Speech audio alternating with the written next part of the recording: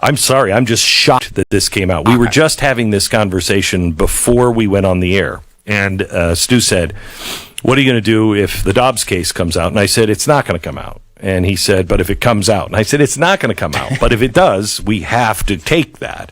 So I'm just shocked because I did not expect that to happen. Yeah. Glenn, we're going to give you one excerpt here from the ruling. We do not pretend to know how our political system or society will respond to today's decision overruling Roe and Casey. And even if we could foresee what will happen, we would have no authority to let that knowledge influence our decision. Gosh, if that is not the central problem with the Supreme Court so often.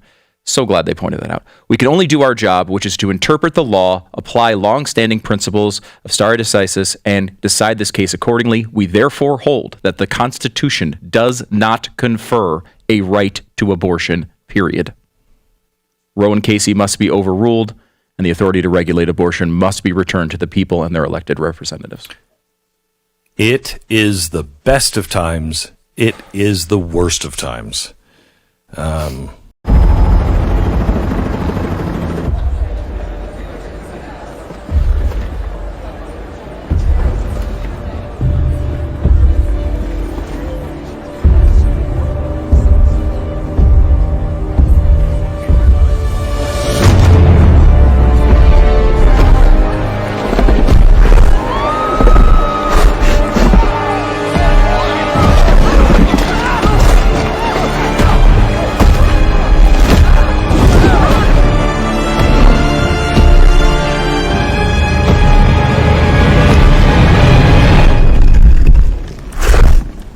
You okay?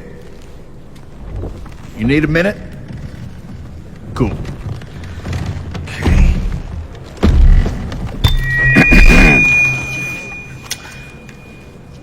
Listen up, people.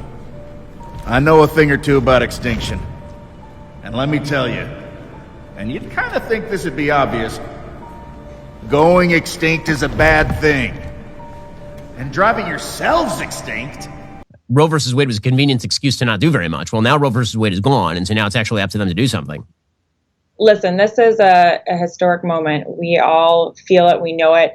Even today, there are abortion clinics closing because of this decision, because of the overruling of Roe v. Wade. So there are children that were scheduled to be killed today by abortion that will live instead. And by the end of the day, there will likely be a dozen states where laws will have gone into effect that protect children. And then there are hundreds of laws on the books right now across the country and state by state that have been stalled because of the unjust, illogical, immoral decision of Roe v. Wade. And these laws will now be able to go into effect in the coming weeks. So this is a tremendous victory. It is a historic moment because children are now going to have protection in some states. And it could be just the beginning. Researchers say it matches a much bigger plunge in fertility that is decades in the making. The number of babies the average woman is expected to deliver in her lifetime has dropped from nearly 4 in the 1950s to less than 2 today.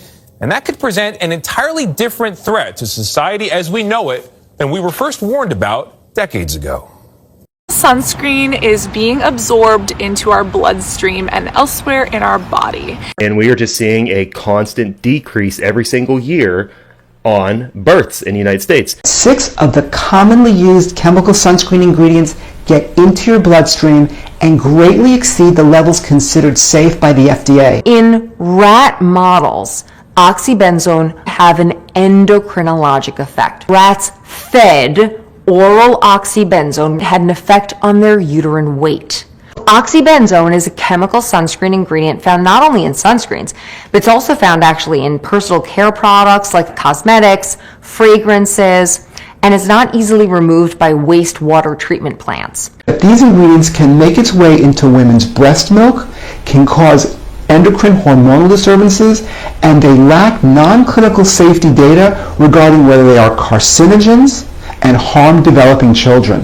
9 of the FDA-approved ingredients in sunscreen are actually hormone disruptors. And hormone disruptors, when put on the skin, can get absorbed into the bloodstream, which links them to cancer. 96.8% of the US population has been exposed to oxybenzone.